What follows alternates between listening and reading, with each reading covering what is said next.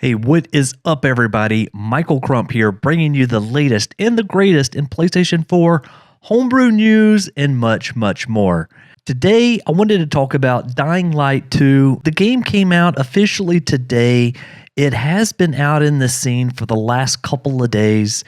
And one of the things that I saw that I thought was really, really cool was that there is the ability to turn on infinite stamina. In this video, I'm going to show you how to do that, but then also keep in mind, it looks like there's another full-blown mod menu that will be coming out shortly. I'll touch on that at the very end of that.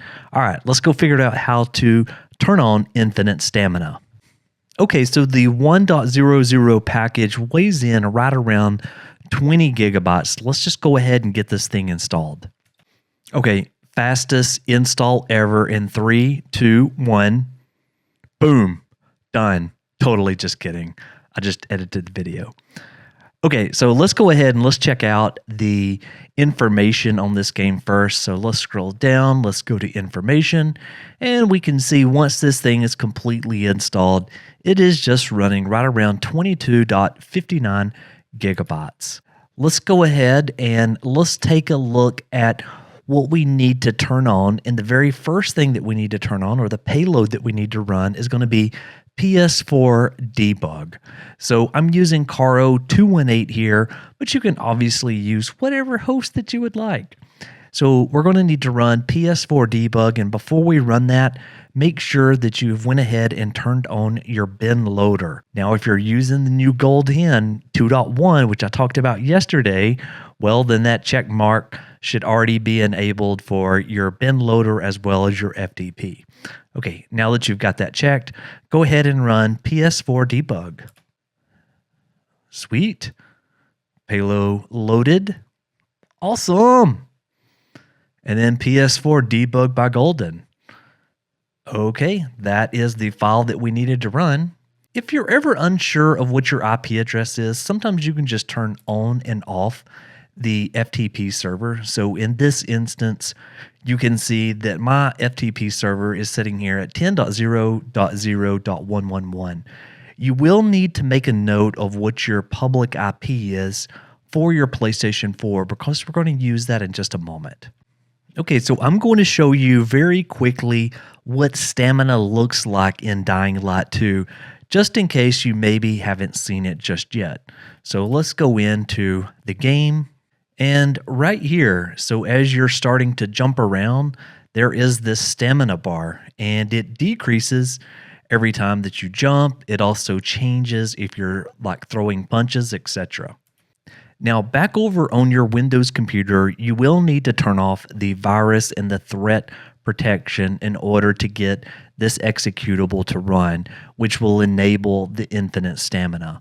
So I'm using Windows 11 in this instance. This obviously works with Windows 10 as well. So I just type in virus and threat protection, and you can see it pop up here. And then I click on where it says manage settings. And then for real-time protection, I turn that off.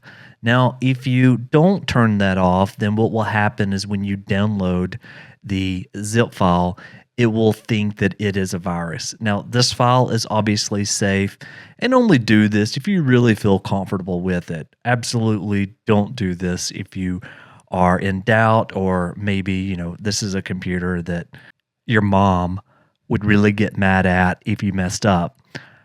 So over here on Twitter, this was released actually by Sony's Nightmare, and you can see that it simply has an IP address, and then you have one button to turn on infinite stamina.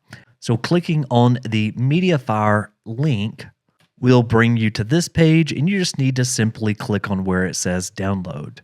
Go ahead and place the file wherever you would like it. In my instance, I'm using PS4/Dying Light 2. And there is this RAR file here. I'm going to simply extract that to my root here, and now go inside of that folder, and then there is an executable that's just called Dying Light Stay Human. Let's go ahead and let's run that. So obviously on my right hand side is the PC application, and over on my left is my PlayStation 4. So I'm going to go ahead and I'm going to put in my PS4's IP information, and I'm going to click connect. So this is real time, so you can see what's happening on both systems. So connect. Now we got our attach message, and then infinite stamina, and you should see it popping up right there. Okay, in order to show you just how quickly you can drain the stamina, I'm going to do a couple of punches. Woohoo, that stamina is going away super fast. Okay, so I deactivated it to show you that. Now I need to reactivate it again to show you the actual infinite stamina. So now I'm going to turn it back on again. And I think I'm just going to sit here and like punch for like a couple of minutes at least. I could try to run and, I don't know, jump or climb or do something like that. Jumping. Hey, I'm getting my exercise in. Okay, so that's the whole thing. You get infinite stamina. Woohoo! Okay, and so this is just simply infinite stamina. There is a lot more that will probably be coming in the next day or so. This tweet by Death RGH simply is stating, hey, did someone say Dying Light 2 PS4 dev menu? And as you can see, there is one of the dev menus, so like throwing knives, throwable coins. So it looks like you can turn some of these on or off. Yeah, explosive arrow. And then over here is different quest type. So I'm guessing more than likely you could just use this to complete the quest without actually completing them and get credit for it.